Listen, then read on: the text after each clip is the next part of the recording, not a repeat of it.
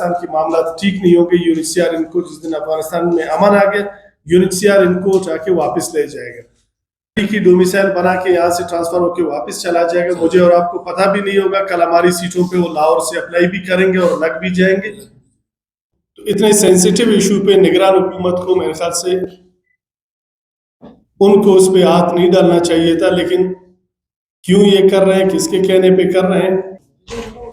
सबसे पहले मैं तमाम साफ़ी हजरात का शुक्रिया अदा करता हूँ कि आज इस शॉर्ट नोटिस पे एक अहम इशू पे प्रेस कॉन्फ्रेंस हम लोग करने जा रहे थे और आप दोस्त आए।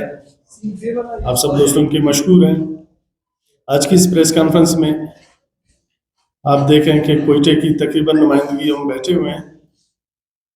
वो अहम इशू ये था कि 1974 में जो लोकल और डोमिसाइल की बुनियाद पे एक तफरीक यहाँ पे शुरू की गई थी।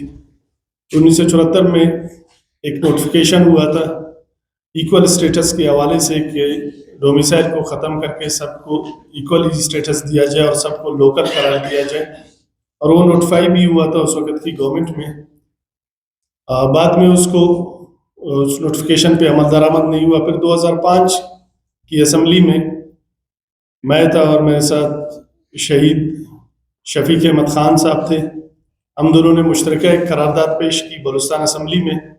वो करारदाद भी मुत्तफ़िका मंजूर हुई, लेकिन उसके बाद उसको कमेटियों के हवाले करके उसको भी कंफ्यूज किया गया, उस पर अमल दरामद नहीं हुआ।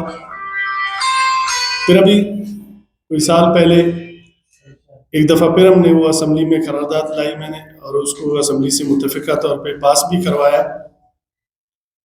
उस करारदाद जो असम्बली से हम लोगों ने पास करवाई, उस करारदाद में भी सीधा साधा सा एक मुतालबा था कि जो 1974 वाली नोटिफिकेशन है, उस नोटिफिकेशन को बहाल करके तमाम बलूचिस्तानियों को इक्वल स्टेटस दिया जाए। लेकिन उसको दोबारा एक दफ़ा फिर कंफ्यूज करने के लिए बीच में एक कमेटी बनाई गई, जिसमें तमाम स्टेक होल्डर्स को बुलाया गया। उसमें हम तमाम लोग कोई 60-70 के करीब कोयटे के नोटेबल्स थे। हमने उसमें शिरकत की और उसमें भी हमने मुत्तफ़िका तौर पर यही मुतालबा रखा कि इसको कंफ्यूज ना किया जाए, ना पीआरसी के नाम से, ना किसी और नाम से। सीधा साधा असम्बली की एक करारदाद है जो 1974 की नोटिफिकेशन है, उसकी बहाली हम लोग चाहते हैं और ये हमारा मुत्तफ़िका फैसला है। उसके बाद उस कमेटी की रिकमेंडेशंस भी गई, उस रिकमेंडेशन में भी इसका जिक्र है। अभी सुनने में आ रहा है कि कुछ दिन पहले इस निगरान हुकूमत की काबीना में आ रहा है कि निगरान हुकूमत का ये डोमेन नहीं है कि वो इतने बड़े फैसले कर सके। वो सिर्फ निगरानी के लिए आए हुए हैं और उनका एक ही काम है इलेक्शन करवा के मुंतखब नुमाइंदों को हुकूमत सौंप दे।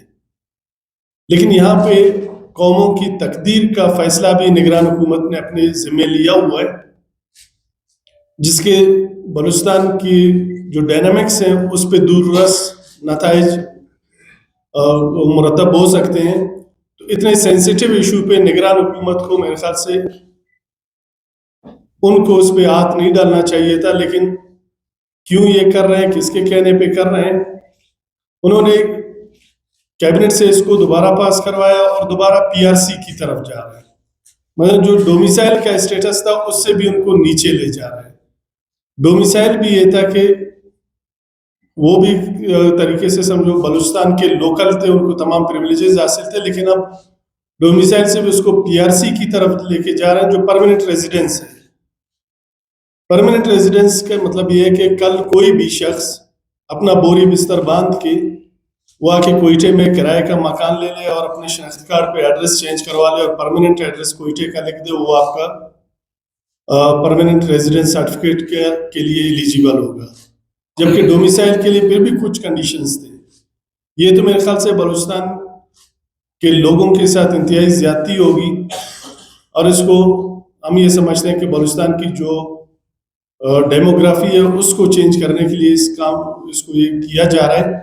हमने पहले भी इसकी मुखालफत की, हम आज भी मुखालफत कर रहे हैं, और आज मुत्तफ़िका तौर पे हम कोयटे के जिम्मेदारान यहाँ आपके सामने बैठे हुए हैं और हम इस कैबिनेट की मीटिंग को अक्सर मुस्तरद करते हैं। और उन्होंने कैबिनेट में एक कमेटी बनाई है जिसका मंडे को शायद उन्होंने मीटिंग रखा है।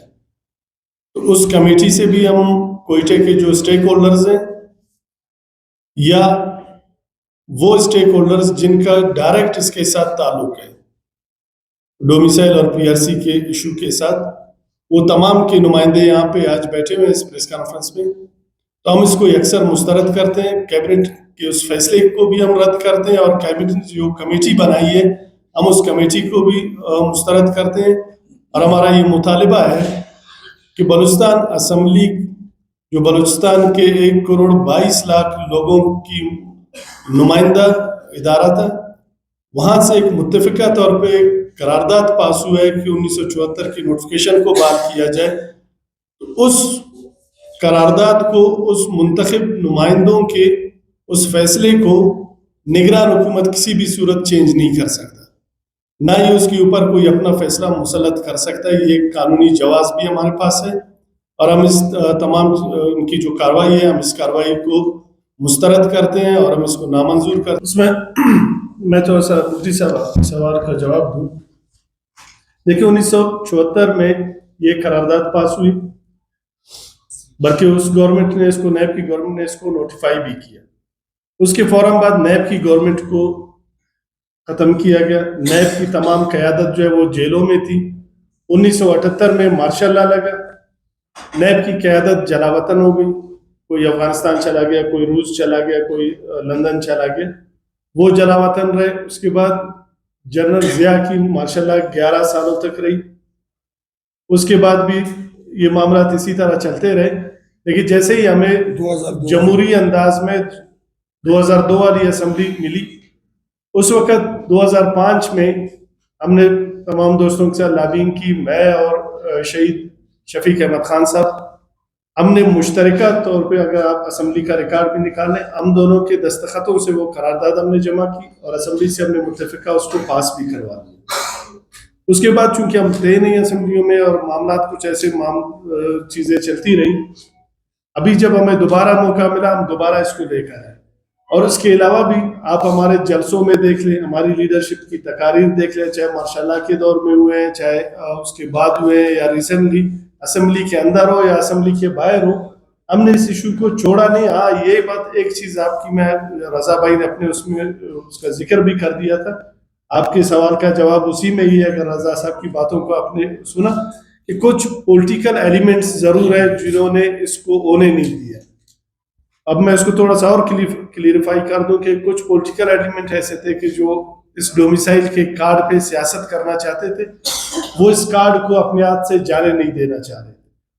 तो उसकी रजा भाई ने कुछ दबे अल्फाज में, मैंने कुछ वाज़े अल्फाज में उसका जिक्र कर लिया। वो अडल्ट आज भी है, आज भी आपकी पॉलिटिकल सेगमेंट्स भी है, उसमें आपकी ब्यूरोक्रेसी की तरफ से भी अडल्ट है।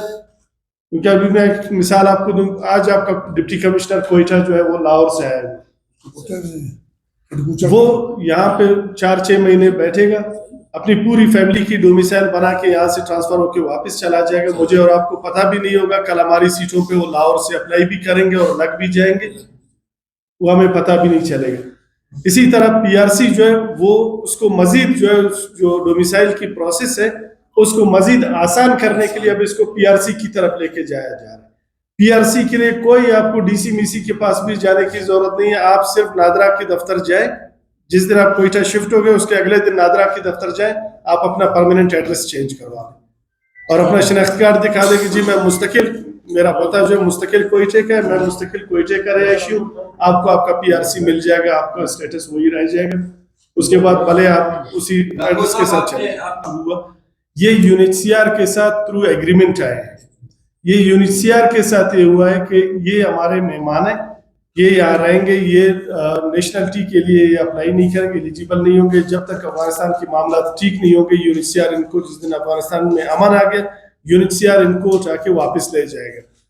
बाकी जो हम जाके वहाँ पे असाइलम क्लेम करते हैं या इमिग्रेशन किसी मुल्क में भी करते हैं, वहाँ पे आपकी बात बिल्कुल 100% बजाय कि कहीं पे 5 साल है, कहीं पे 10 साल है, कहीं पे 12 साल है, वो आप वहाँ पे गुजार दे, आप जो है वो आपके हकूक में शामिल हो जाता है कि आपको वहाँ की नेशनलिटी मिलनी चाहिए। लेकिन ये थोड़ा सा स्टेटस फर्क है कि ये यूएनएचसीआर का और गवर्नमेंट ऑफ पाकिस्तान का एक एग्रीमेंट हुआ था कि इनको हम ला के आपकी ज़मीन पे बिठा रहे हैं, और उस वक्त एग्रीमेंट भी यही था कि कैंपों में रहेंगे। जैसे ईरान में था, ईरान ने आज दिन तक उनको कैंपों से बाहर इजाजत नहीं दी है। ईरान के साथ भी यूएनएचसीआर का यही मुआहदा था कि जो बॉर्डर ईरान के साथ लगते हैं, जो वहां से नजदीक पड़ते हैं, उनको ईरान में एंटर किया गया और वहां पे एक बाउंड्री वॉल लगा दी गई, फेंस लगाए गए कि जी हमारे मेहमान है, इस माजिर कैंपों में रहेंगे। ईरान ने वहां पे किसी को भी कैंप से बाहर रहने की और कारोबार करने की इजाजत नहीं दी, वो उसी तरह रह रहे हैं। जैसे ही मुआहदा पूरा हो गया 40 साल बाद, ईरान ने भी अपने मीडिया पे भी देखा होगा कि ईरान ने भी इस वक्त कोई 4-5 लाख के करीब लोग ईरान से भी वापस अफगानिस्तान जा चुके हैं। इनका मामला जो है ये थ्रू एग्रीमेंट है, और उस एग्रीमेंट में वाजे तौर पे लिखा हुआ है कि ये नेशनलिटी के हकदार नहीं होंगे, ये मेहमान है। जिस दिन अफगानिस्तान में अमन होगा, ये यूएनएचसीआर की जिम्मेदारी है कि इनको वापस इनके घरों में आबाद करेगा। तो ये थोड़ा सा एक फर्क है, इस फर्क को समझने की जरूरत है। वैसे अगर कोई इमिग्रेंट आता है, आपकी बात 100% बजाय कि वो 5 साल रहने के बाद वो नेशनलिटी का। मुफ्ती साहब का एक मैं थोड़ा सा, क्योंकि आज आपको याद आया, आज उन्होंने याद किया तो हमको याद है।